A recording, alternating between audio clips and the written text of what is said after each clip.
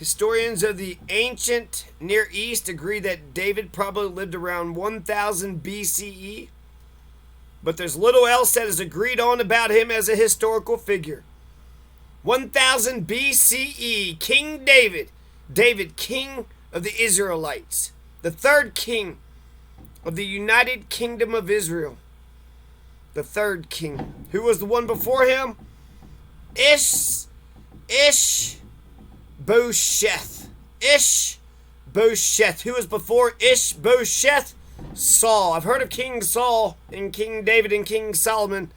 Never heard of this Ishbosheth character.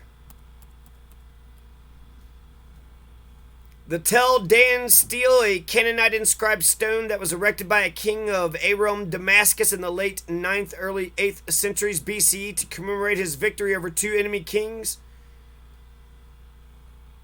contains the Hebrew language phrase "Be it David," which is translated to "House of David" by most scholars.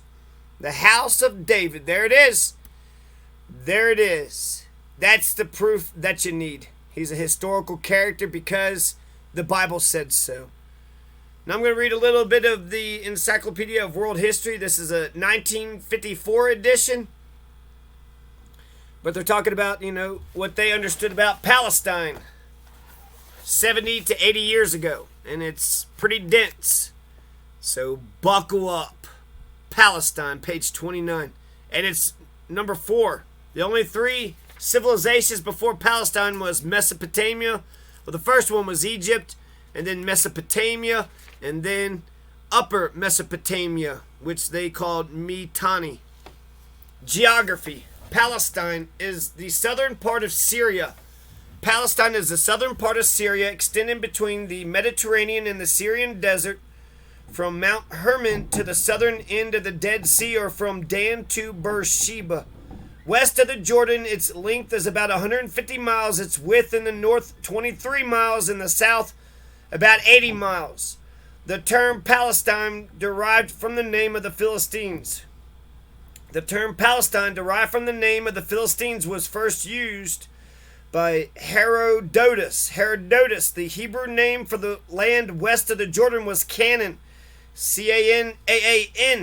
Canaan with 2 A's.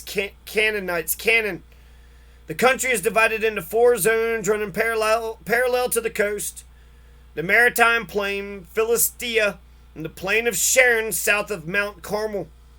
The Western Plateau divided by the Plain of Jezreel, the strategic key to the conquest of Canaan, Jezreel that is, into Galilee in the north, and the mountains of Ephraim and of Judah in the south. The Jordan Valley lying below sea level. The Lake of Galilee lies 600 feet below sea level.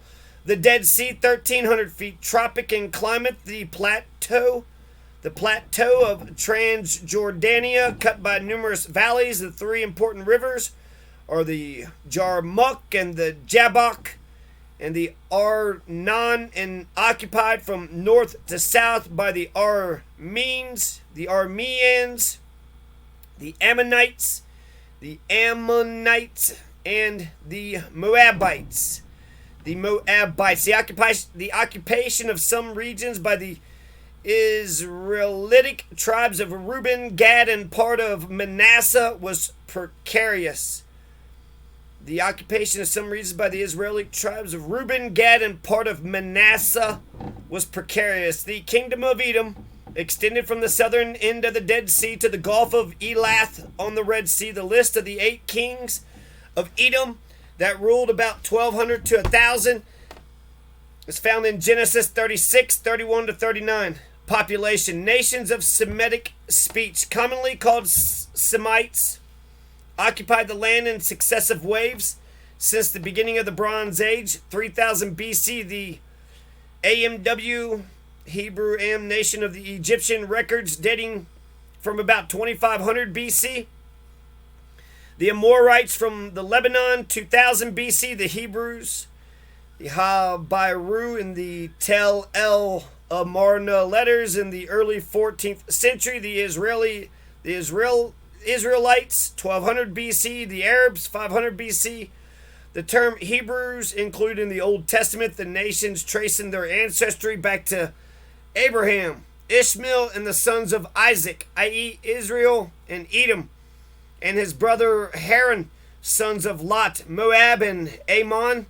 The Arameans were said to be the sons of Nahor, brother of Abraham. The most important non-Semitic invaders of Palestine were the Hurrians, presumably the Horites that occupied the land of Edom, Edom, Edom, before the Edomites, the Hittites, and the Philistines, a contingent of the Aegean peoples of the sea, 1200 BC. Civilization and religion, 1600 to 1200. The language of Canaan was Hebrew, also known from the Old Testament, a northwestern Semitic dialect akin to Phoenician, Moabitic, Amoritic, etc. The civilization was deeply influenced by Babylonia, particularly in commercial terms and practices in Egypt, whence amulets and religious objects were imported. The influence of the Mycenaean culture antedates the coming of the Philistines. Each locality worshipped its local Baal, Baal, which I thought was the golden calf, but apparently the local Baal is the master. Each locality worshipped its local master, usually at an open-air sanctuary on top of a hill called a high place. Astarte was the goddess most commonly worshipped. Astarte, that's the goddess of spring, isn't it? They mentioned some dates about the early Bronze Age, Middle Bronze Age, Late Bronze Age, 3200 to 1400. 1400 to 1200 BC, Late Bronze Age 2. Egyptian control of the country began to relax in the Amarna period, particularly during the reign of Amenophis IV or Ikhenaton. Ikhnaton, 1375 to 1358.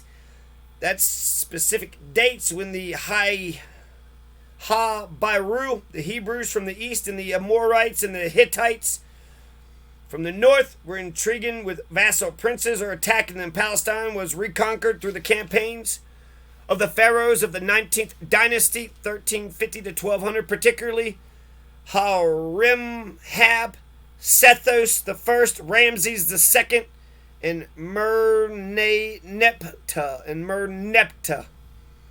1200 to 900, early Aaron the First. The Israelites occupied the mountain of Ephraim, the Philistines, the coastal plain, where they organized 5 city kingdoms: Askelon, Ashdod, Ekron, Gath, and Gaza.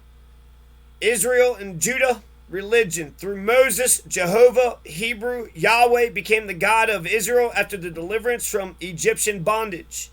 Pay attention, this is actually, woof. We're going to talk about the kingdom of Israel, the kingdom of Judah. And here they kind of summarize what is Judaism. What is Judaism? And then they talk about the Jews. They got a chapter here, the Jews. Under Babylonian rule, then under Alexander, under Roman rule. Woo! Okay, here we go. Through Moses, Jehovah, Hebrew, Yahweh, became the God of Israel after the deliverance from Egyptian bondage. Right? He saved the Jews from slavery. Jehovah was originally the God of a sacred mountain, Sinai or Horeb. Mount Horeb? Sinai sounds better, don't it? I hope it's Mount Sinai. As national God, Jehovah led the Israelites into Canaan, and after assuming the functions of the Baals, B-A-A-L-S, and taking over their sanctuaries, he became the God of Canaan as well as of Israel. Well, that's nice. Jehovah just took the fuck over, huh? Well, Moses, but he called his God Jehovah by declaring that Jehovah was an international God of justice. Amos. Okay, not even Moses. Amos. And Andy? No, just Amos by himself paved the way to the recognition of Jehovah as the only God in existence in Isaiah 40 to 55, C 550 BC. The combination of this prophetic theology with the elaborate temple worship proposed by Ezekiel, at that time proposed a new religion, Judaism, a revealed religion of salvation possessing the body of inspired scriptures that grew from the law of Moses in Deuteronomy published in 621 BC. No, well, it just says 621. We're going to assume BC unless they say AD because they got to the Old Testament without the Apocrypha, the canon of which was closed about 90 AD. Literature. The Old Testament was written and edited in the course of the millennium that elapsed from the Song of Deborah in Judges 5, circa 1150 BC, to the Book of Esther, 130 BC. The Pentateuch, not the Torah, the Pentateuch, Teuch, published in its final edition about 400. It had to be BC, right? Embodies writings dated in the 6 preceding centuries. The historical books Joshua, Judges, Samuel, and Kings. Isn't that important? That's fucking fascinating. The historical books in the Bible, the Old Testament, are Joshua, Judges, Samuel, and Kings. They're edited as religious works about 550 and canonized about 200 BC. But the admirable biographies of Saul and David in the most ancient parts of the books of Samuel date back to about 950 BC. Woo! Books of Samuel, 950. The great prophets Amos, Hosea, Isaiah, Micah, Jeremiah, Ezekiel, Isaiah, 40 to 55, were active between 750 and 550 BC. Man, they're saying that these are historical figures. I didn't think Moses and Abraham were actually real historical figures. And they might not be, but it feels like the rest of these probably are.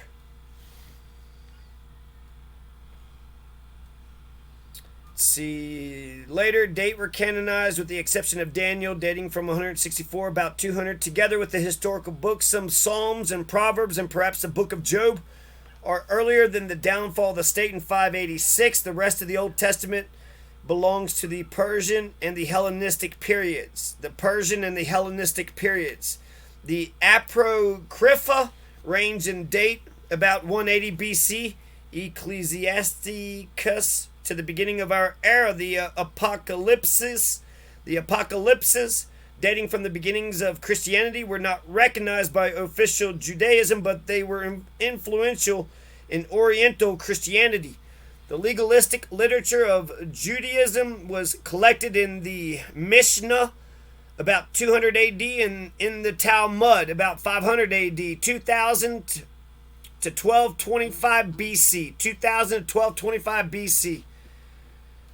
The patriarchs of the sagas in Genesis are legendary heroes artificially connected with Israel. Some of the Hebrew clans entered canon in the Amarna period, 14th century. Others roamed in the wilderness. The Joseph tribes settled at Goshen in the eastern delta of the Nile. Goshen. The Joseph tribe settled at Goshen.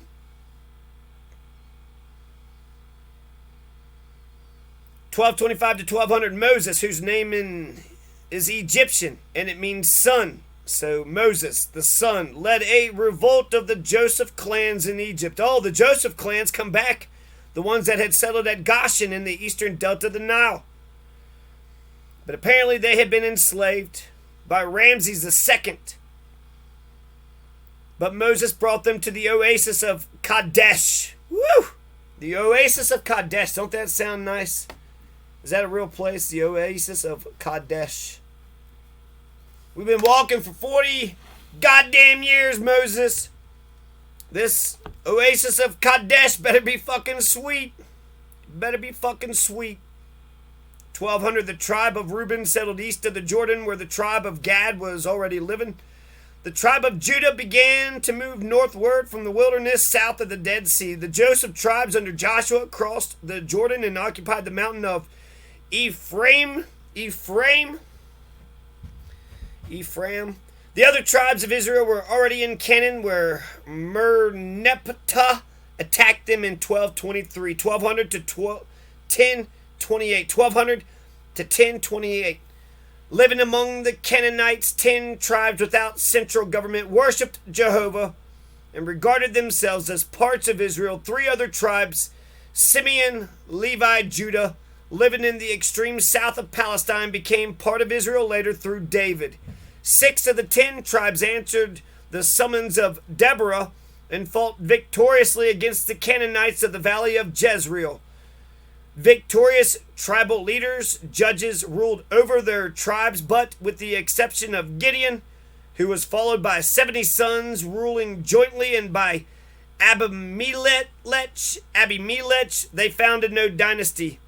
Ehud killed Eglon, king of Moab, and Jephthah, a Gileadite, defeated the Ammonites. The tribe of Benjamin was nearly exterminated in a civil war. Not the tribe of Benjamin. I bet the tribe of Joseph was like, wait a second.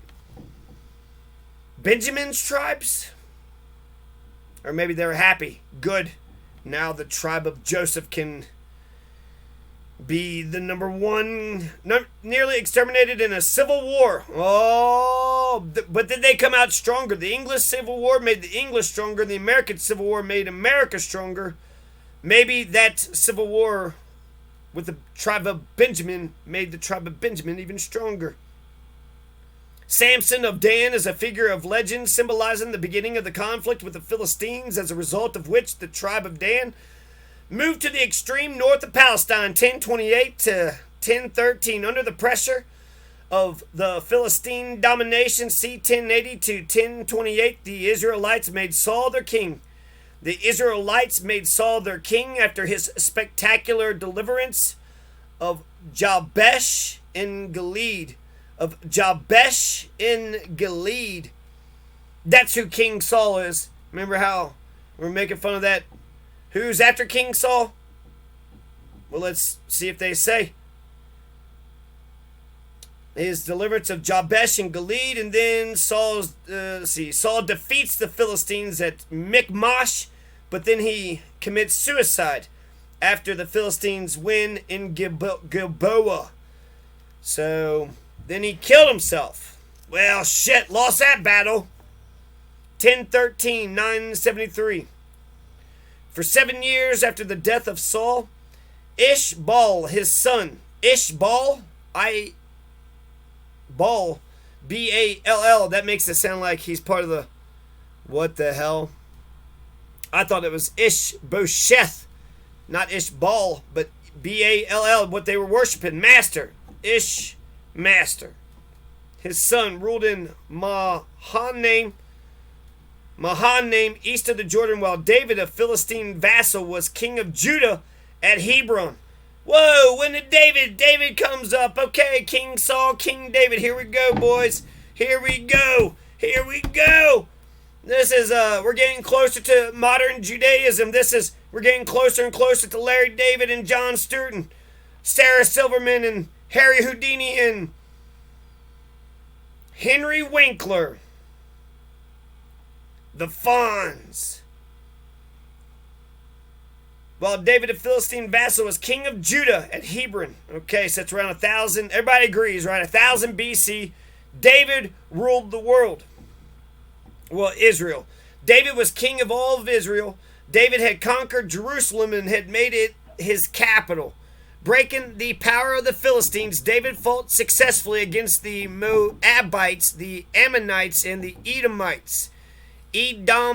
However, the jealousy between Judah and Israel provoked the rebellions of Absalom and of Sheba, 973 to 933, in alliance with the Pharaoh of Egypt and with Hiram, king of Tyre, Tyre. Solomon undertook far-reaching trading operations by land and sea. He introduced taxation and forced labor. Slavery? But they just came out of slavery from Egypt, built the temple, the royal palace, and the city wall at Jerusalem, and public buildings elsewhere. The magnificence of his reign became proverbial. The magnificence of Solomon. We're going to make Good old Magoti. Good old Magoti is going to be as beautiful and wonderful as Jerusalem. The magnificence of Magoti will become proverbial. 933, Solomon's son Rehoboam refused the demand of the northern tribes for relief from taxation, and they succeeded in making Jeroboam their king. So Rehoboam to Jeroboam, kingdom of Israel, 933 to 722. Do we want to take a quick break here? Yes. Confucius. When was Confucius? He was there 500 BCE. So King David was there before Confucius. Confucius, you've been here. God, King David was here for 500 years before Confucius got here. The Roman monarchy, Romulus, is that real? Or is it the Titus Tatius? Titus Tatius and Romulus, they are the first kings of Rome. Is that what I'm... Titus Tatius, the forgotten Roman king. He was the king of the Sabines from Cures and a joint ruler of the kingdom of Rome for several years. They say it's Romulus and whatever, but there's a lot of myth that's tied to him. They could have been real people, but we can't tell. But this Titus Tatius, he's real. He is real. During the reign of Romulus, the first king of Rome, Tatius declared war on Rome in response to the incident known as the rape of the Sabine women. After he captured the stronghold atop the Capitoline Hill through the treachery of Tarpeia, this is from Wikipedia, the Sabines and Romans fought an epic battle that concluded when the abducted Sabine women intervened to convince the two sides to reconcile and end the war. The two kingdoms were joined, and the two kings ruled jointly until Tatius's murder 5 years later. The joint kingdom was still called Rome, and the citizens of the city were still called Romans, but as a community they were to be called Coriites. The Sabines were integrated into existing tribes and curies, yet Tatius is not counted as one of the traditional 7 kings of Rome. Tatius had one daughter, Tatia, who married Numa Pompilius, Romulus' successor, and one son who was the ancestor of the patrician Tati family. The Tati family. So what do we learn from that? Not much. Not much. Well, the war with Rome was about 60 BCE. After 7 BCE. What? So we're just going to assume... Man, I had that one. So let's just pull this book out here. Rome. So 1,000, right? The Israelites were around for 1,000 years. You probably had some Egyptian kings too. So I'm just thinking about who would be older? Who'd be older than King David? Is anybody older than King David? Let's see here. According to this Roman Latin book, according to this random ass book that I just picked up here, the traditional date for the founding of Rome is 753 BC. King Tarquin was kicked out in 508 BC, and then that's the founding of the Republic. So the kingdom of Rome is 753. 753 BC. King David was before Rome. Rome came after King David. The Israelites, the Jews, were here before the Romans. So, the historical Romans, right? And then there's the Greeks. The Greeks come later, I think, too. So, Titus Tatius, Confucius, you two are the weakest link. Goodbye. We got Saul, David, and Solomon. Let's take a quick look. We have... Like I said here, Egyptian, Mesopotamia, and Upper Mesopotamia. And they also got the modern races of man. You got 3 races according to 1954 Encyclopedia of World History. The whites, the Negroids, and the Mongoloids. And the American Indians, they don't form a single race. But they have many different types. They're fucked up when it comes to race. But this was written right after World War II. And so if you have, white people talking about white Judaism, Judah, they're probably trying to be as accurate as possible, right? So they're probably going to be wrong when it comes to the Egyptians. But let's see what they have to say about the Egyptians. They say Egypt 2900 BC to 1350 BC. And they got dynasties Menes, M-E-N-E-S. So there are kings that are older than King David. And they actually mentioned a whole bunch of people before King David, just none of them really hit me as being real. King David feels like he's probably fucking real. I don't know. King David seems, I don't know if Jesus was real. King David seems like he was very fucking real. Moses, Hyksos, Nubia, Hatshepsut, Mino. So a lot of fucking kings coming out of goddamn Ramses III, Nebuchadnezzar, Samtik, Assyria, Babylonia. This is Mesopotamia, Sumeria, right? The Akkad, Sumer and Akkad. The Sumerians were the first ones to bring writing. The Sumerians were the first writers. Agriculture is the chief industry. The first dynasty of Ur. Mesanipada, Anipada, royal tombs of Ur. Mesilim, king of Kish, first dynasty of Lagash was found. So this is just some shit that happened before. Some of the stuff that happened before the chosen people, got here. And then this Mitanni is Sashatter or Tatama, Shutarna, Tuhai, Tushrata or Tatama. Okay, so there we go. That was a lot of fun, huh? We're going to talk about Saul, David, and Solomon coming back up here. Kingdom of Israel. When I break in the future, Kingdom of Israel right now, 933, 722. Jeroboam the first chose Shechem. Jeroboam the first chose Shechem as his capital. His son Nadab, 912, was slain by Baasha, 911. Who resided at Tirzah. Elah, 888, was killed by Zimri, 887. Omri, 887, overcame Tibni and built a new capital, Samaria. He inaugurated the period of expansion and the power of the northern kingdom. Omri placed northern Moab under tribute, but failed to subdue the Arameans of Damascus. Ahab, 875 BC, allowed his wife Jezebel, the daughter of Ethbaal, B-A-A-L, there it is again. And then that the King David came from Baal, Ishbaal. Just call me Ishbaal. No, Ethbaal, king of Tyre, T-Y-R-E, Tyre, king of the Tyres, to spread the worship of Melkarth, her Baal, B-A-A-L, in Samaria, provoking the reaction of Elijah and Elisha, which eventually wiped out Omri's dynasty. Ahab failed against Mesha, king of Moab, but imposed his peace terms on Ben-Hadad II of Damascus and fought with him at Karkar, 854, against Shalmaneser III of Assyria. Ahaziah, 853, and Joram, 852, were the last kings of Ori's dynasty.